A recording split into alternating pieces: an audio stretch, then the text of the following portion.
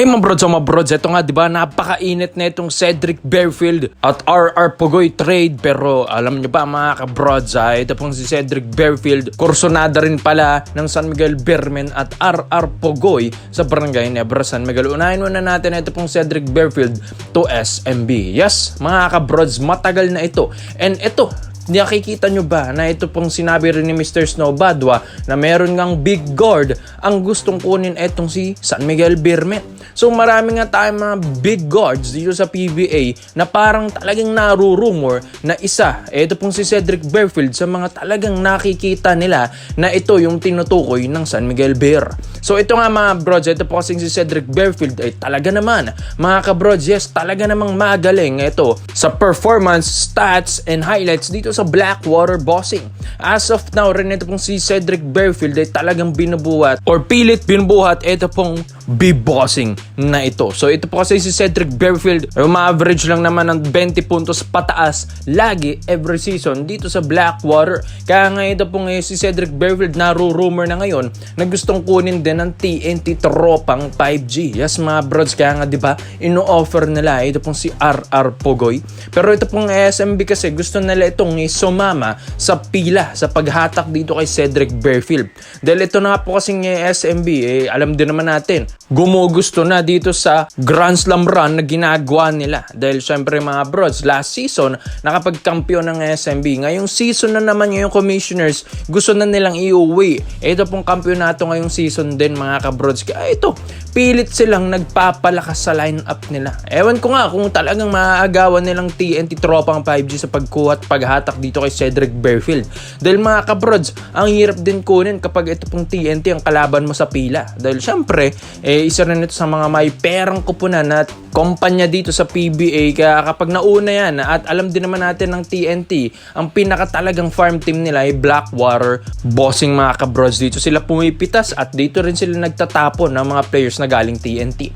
Pero ito pong SMB mga kabrods, ayon din sa reports and rumors, matagal na itong interesado at kursonada kay Cedric Berfield. Talagang inaayos lang talaga nila yung lineup kasi ng SMB dahil baka nga daw mag-e-exceed sa field ang players. Ito pong lineup ng SMB mga kabrods. Cedric Berfield, di hamak naman na film ito, pero mas worth it nga ito mga brods kung isa sa mga film ng SMB ang papakawalan mo. Pero matagal na kasi, since 2023, 2024 pa nga nilang gustong kunin si Cedric Berfield.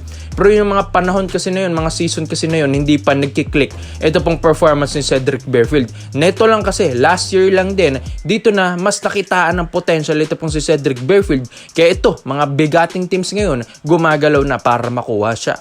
So mga kabrods, alam ko nga malakas ito pong si Cedric Berfield. Tignan naman ang skill set neto.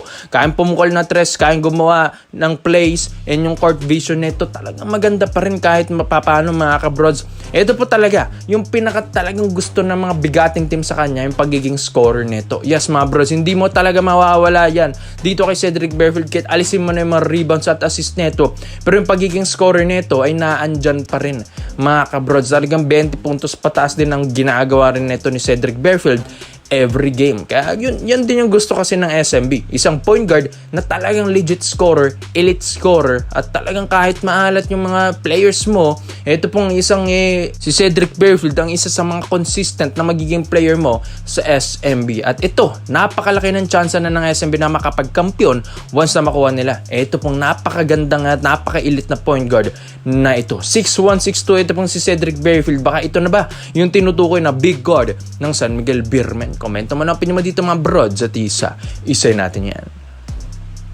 Dito naman po tayo sa kabilang balita naman natin mga brods. Speaking of big trades ng TNT Blackwater, ito pong si RR Pugoy naman. Ang isa naman sa mga ino-offer nga rin ng TNT tropang 5G, pero hindi nyo ba rin ba alam mga kabrods, ang Hinebra naman ang nakatingin kay RR Pugoy. So sabi nila, bakit shooter na naman ang gustong kunin ng Hinebra? Bakit hindi na lang big man? Kahit sabihin natin na kinakaya naman ni Justin Brownlee.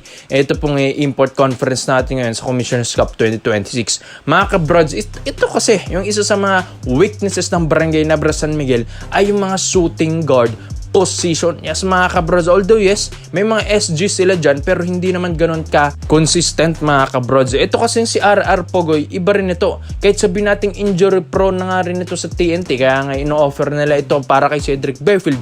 Pero mga kabrods, ang Hinebra, gusto rin palang makakuha ito pong si RR Pogoy dahil ilang beses na rin itong nahawakan ni Coach Tim Cone sa Gilas team mga kabrods, sa Gilas lineup, at talagang nagustuhan din niya ito pong bitaw ni RR Pogoy. So mga kabrods, iba kasi ang healthy na RR Pogoy, mas shooter, talagang elite scorer and consistent na player mga kabrods, ito pong si RR Pogoy. And yan din kasi ang hinihanap ngayon ng Hinebra, na meron silang talagang sniper sa labas. Dahil ito pong Hinebra, kung makikita mo yung lineup nito, iilan lang din yung mga sniper dito, tapos yung iba dito inconsistent na rin. So maganda, meron silang sniper na katulad ni RR Pogoy, dahil dito rin ang mahirapan ng Hinebra. Once kasi na maglaro ang Hinebra sa ilalim, ay lugi sila. Sino bang pinakamalaki sa kanila? 6'9", Japet Aguilar. Kaya idadaan na lang nila ito sa outside shooting mga brods. Pero yun nga, yan din ang pinakakulang din ng Hinebra. Kung wala silang big man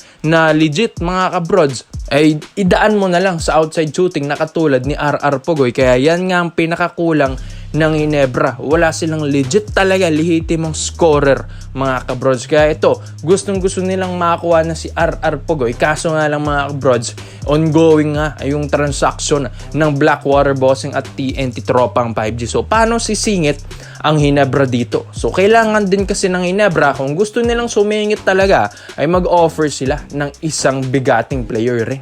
Dahil ang bibigat nga rin ng mga yun, mga brods, di ba? Cedric Berfield and RR Pogoy. Kaya kailangan meron ka rin ihanda sa table na magandang offer para makuha ito. So mga kabrods, once naman na makuha ng Hinebra ito pong si RR Pogoy, syempre, unang-una madadagdagan ng scorer at shooter mo. Yes mga kabrods, bilang isang shooting guard na katulad ni RR Pogoy, hindi lang naman shooting ang pinaka-skills nito mga kabrods. Yes, paano? Ito pong si RR Pogoy, bukod sa shooter na, may depensa pa. Maganda pa ang court vision, may handles din, kaya mag-point guard kahit pa paano mga kabrods. At isa pa dito, napaka-physical na player. Yes, iba rin kasi mga Cebuano at Bisaya rin mga kabrods, di ba? Napaka-physical at talaga makikita mo yung hungriness nila, yung talagang hustle nila sa laro at gustong manalo mga kabrods. Napaka-physical nito ni RR Pogoy. Hindi naman sabihin nating dirty player, pero yun nga, ang pinaka talaga nagugustuhan din ng Hinebra sa kanya. Bukod sa scorer, ito pong si RR Pogoy, napakaganda ng defense neto ni RR Pogoy,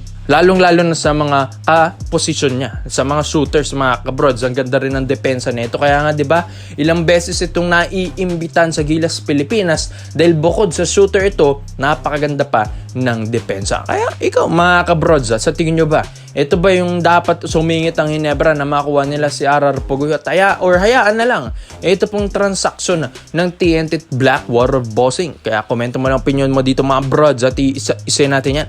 So salamat po sa panonood mga brods. This is Phil Basketball Trade Ups lang. I'm out.